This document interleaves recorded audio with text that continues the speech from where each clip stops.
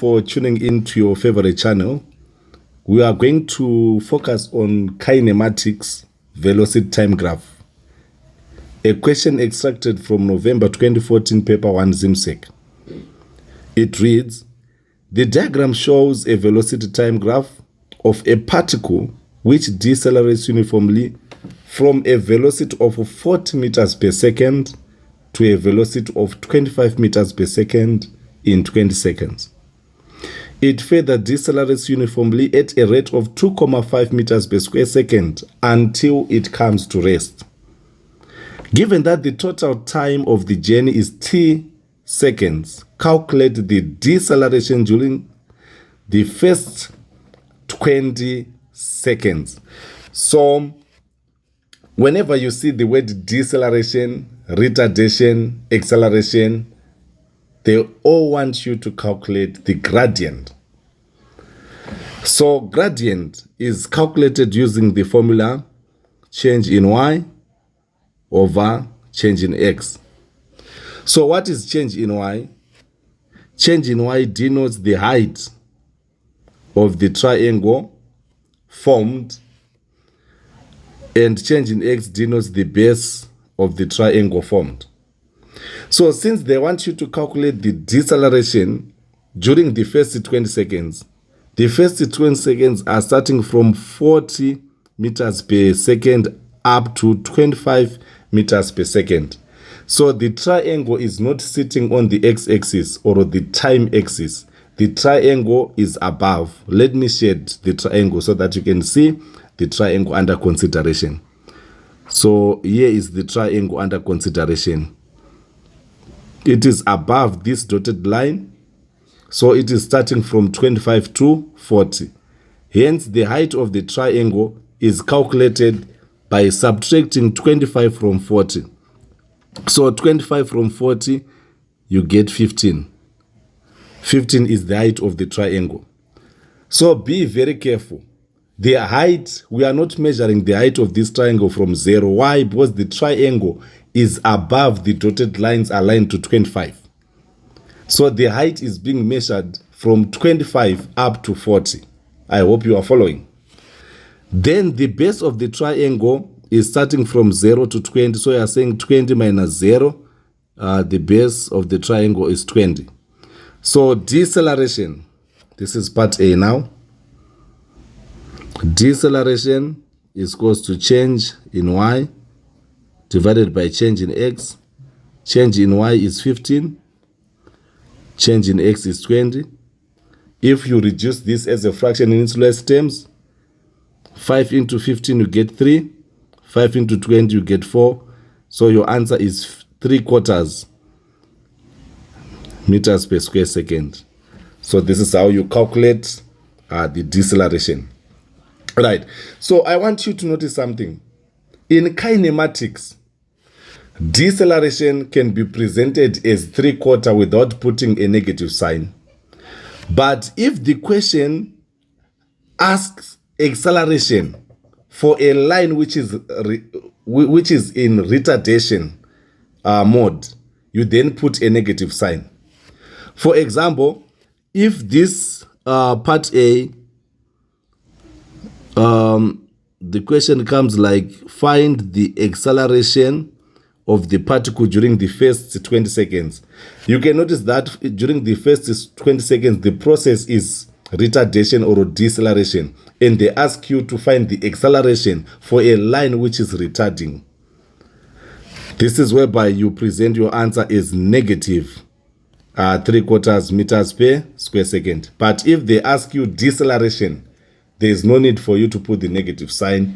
You simply put 3/4 as your answer. I hope you are following, class. Right. We move on to part B of the question. Calculate the value of t. So to calculate the value of t, we are given the second sentence here. It reads, it further decelerates uniformly at a rate of 2.5 meters per second. So it means the gradient of the line from this point up to this point is given as 2.5 meters per second per square second. So you are going to say change in y divided by change in x, change in y divided by change in x, then you equate to 2,5. I hope you are following. Right. So change in y. This time around, the second triangle under consideration is sitting on the x-axis. Hence, we are going to measure the height from 0 here up to this point. So we are going to say 25 minus 0. Change in y is 25. Right. Then change in x is the distance from 20 to t. So the t in front is going to subtract the 20. So the base is t minus 20. So on change in y here, I'm going to write 25. Then on change in x, I'm going to write t minus 20. Then you equate it to 2,5 meters per square second. So it is a matter of cross multiplication. So 2,5, let me use this space here. 2,5 is going to multiply t minus 20. Then equate this to 25.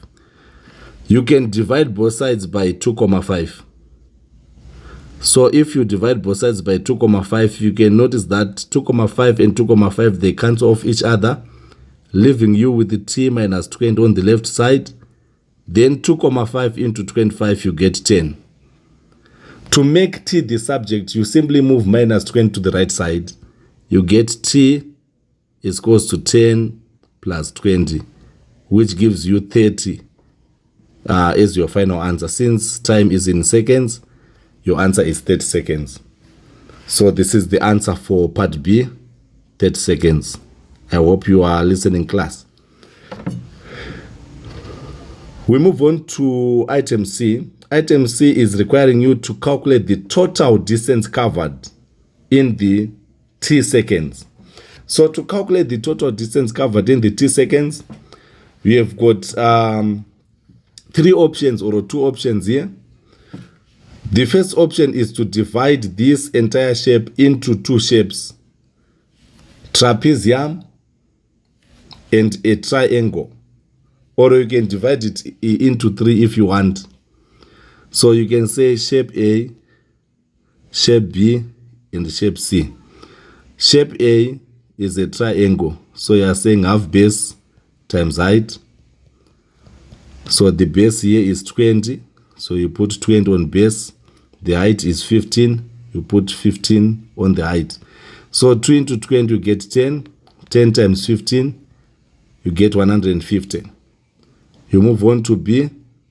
B is the unshaded rectangle, which can be calculated using the formula length times width. So the length is measuring from 0 to 25. The width is measuring from 0 to 20. So you are saying 20 times 25, it gives you 500. Then we move on to shape C. Shape C is a triangle. So you are going to make use of half base times height. So the base, since t is now known to be 30, you are saying 30 minus 20, you get 10. So you are going to put 10 on the base with a height of 25. So 2 into 10, it gives you 5. Then 5 times 25, you get 125. So I'm going to add those 3.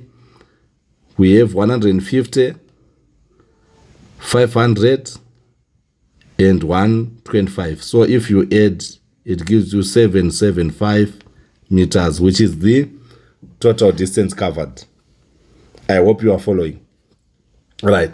So someone can also use trapezium, which is covering this corner here, this corner, and this corner, with the 2 parallel lines moving in the same direction, to calculate A and B combined using trapezium formula. It is possible.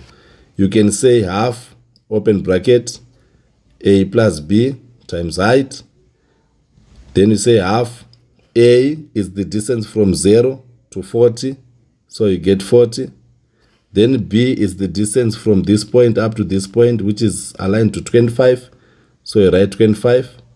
Then height is the distance between these two parallel lines, and the distance is 20. You put 20. So if you simplify, you are saying 40 plus 25, it gives you 65. Then 2 into 20, you get 10. 10 times 65, it gives you 650. So 650 is the area of both A and B combined. So this is another approach that you can make use of. Or you can divide it into 3 shapes like what we did. You still get the same answer, 775 meters. We move on to the last part of the question. Calculate the average speed for the whole journey. This is part D. Right. So average speed is equals to total distance traveled divided by total time taken. So the total distance traveled, we have calculated it as 775 meters. Then you have to divide it by the total time taken. And the total time taken is denoted by the last number on the x-axis, which is t, and the value of t is 30. So I'm going to divide 775 by 30. I hope you are listening. Right, so you can start by reducing this as a fraction in its lowest terms. Let us start with 5. 5 into 7, you get 1, remainder 2. 5 into 27, you get 5, remainder 2. 5 into 25, you get 5. Then 5 into 30, it gives you 6. So you are now dividing 155 divided by 6. So you are saying 6 into 15, you get 2, right? Remainder 3.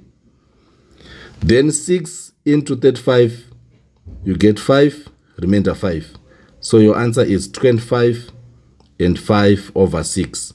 Since this is speed, it's meters per second. Then you are home and dry. Thank you for the support. Keep on supporting this channel and share this video to as many students as possible so that they can benefit before their final exams. Innocent Mapanda signing out. Till we meet again. Shalom.